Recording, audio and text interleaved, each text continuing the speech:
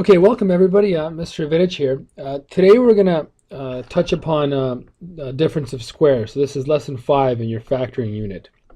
Okay, so let's just go ahead and jump right to again. Ignore the algebra tiles. We'll do that at the end, but just jump right to example number 1, and let's talk about this, what this means here. Difference of squares. Before I explain the definition, I'm going to first quickly do an example from the previous unit, and that example was when we FOILed a special case binomial. For example, we had something like x plus 2 x minus 2. Okay, so this was one of those special cases because all our terms are the same, but the plus and minus sign is flipped. So when we FOIL this, oops, where did I go here? When we FOIL this, first outside, inside, last, we get x squared plus 2x minus 2x minus 4. And then what ended up happening was the middle term canceled out, and we would just be left with x squared minus 4. Okay, that was the special case, FOILing. Today, what we're going to do is we're going to factor this sort of special case. So we're going to go back. We're going to go back from this look over here and into our original binomials here. Okay, so how do we do that? How do we factor this? Last class we looked at factoring trinomials, and again this time there's no common factor. So how do we do this? Anyway, so that's what difference of squares means, and the reason it's called a difference, well, the difference is the negative sign, and squares, well, if you notice, both of these terms, x squared and the 4, are both perfect squares. So that's why it's called a difference of squares. You need those two conditions for it to be a difference of squares. You need the minus sign, and you need them to both be squares. So let's just check this out right in the first example here. Okay, I have a squared minus 4. Well, a squared minus 4, that's kind of actually the one we did. I didn't mean to do that. But we have a perfect square, and a minus sign. Okay, a perfect square just means that any two numbers multiply together to get your term here. So in this case, I have a and a will multiply together to get a squared, and the 2 will multiply together to get the 4. Now, how my signs work, again, it can be a minus and a plus, or the other way around. It doesn't really matter.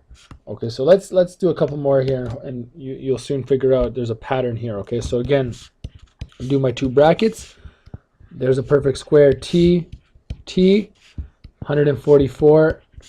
The square root of that is 12, plus and a minus. And again, it doesn't matter where your plus and where your minus goes. Okay, here we go. I have x and x plus minus y.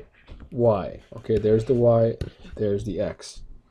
All right, and again, I can do the same thing here. I have, notice this 7 can be written as a 7 squared, or it can be written as a 49. Both work. Okay, so it's p 7 7, and then a plus and a minus. Okay.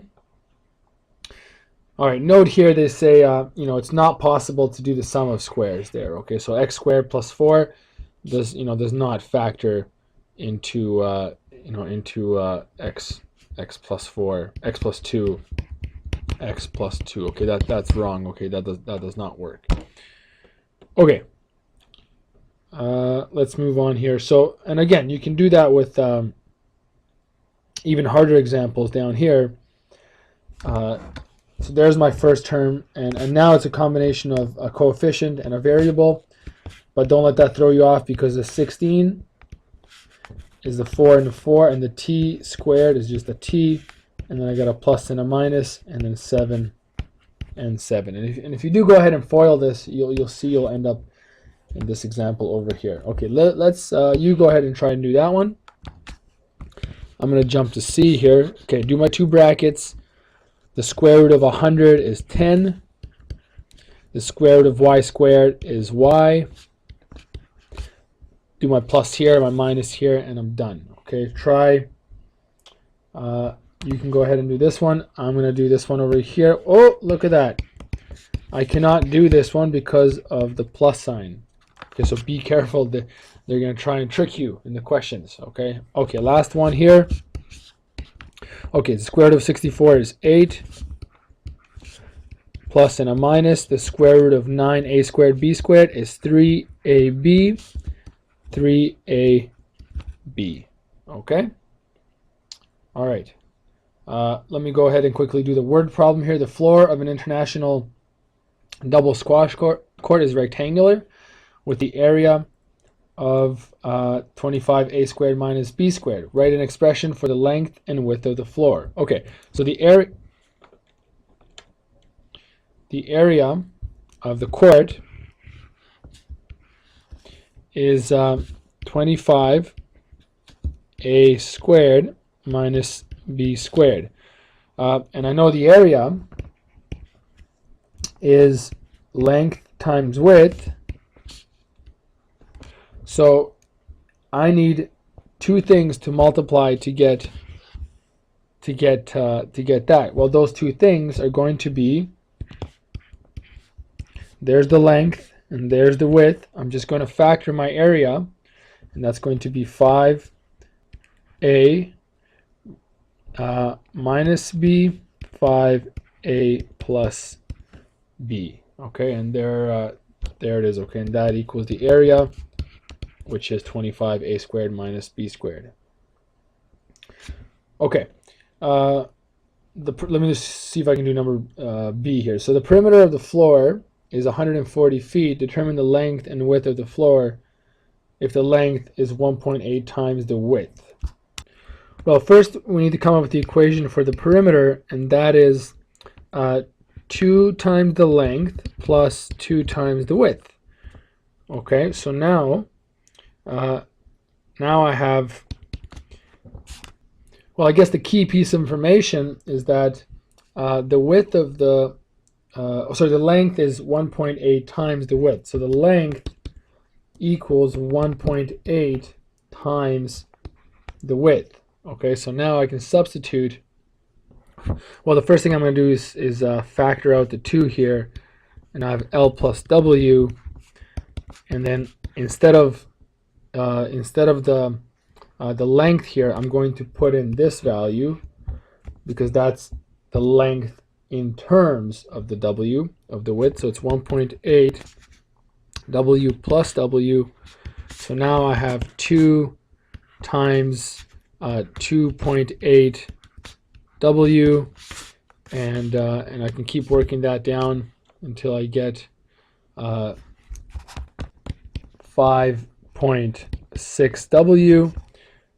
Okay, so then that they tell you the perimeter is 140 feet. So I'm going to make the left side here 140, 140, 140, and I'm just going to solve for W, and I get W equals 25 feet, and then I'm going to multiply that by 1.8 to get the length, which is 45 feet. Okay, last example here. Again, we're going to do difference of squares when you have a common factor first. So in this case down here, if you look 2a squared, well, that's not a perfect square, so you can't do your difference of squares right away. But what you can do is all the way back from less than 1, take out that common factor, which in this case is the 2. So you end up with a squared minus 25. And now you look, and you do have a difference of squares with those two terms there. So I'm going to do my two brackets, and the square root of a squared is a, the square root of 25 is 5, and again your plus and minus signs, so you can put them in either spot. Okay, go ahead and try B. I'm going to jump and do C here. So again, the common factor in this case would be the 4.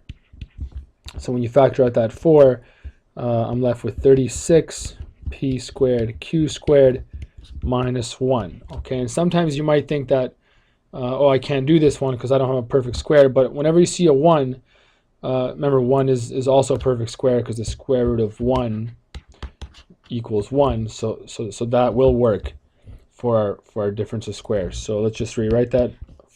Do my 2 brackets. And again, just do the square root of both terms. So it's 6pq plus 1 minus 1. Okay.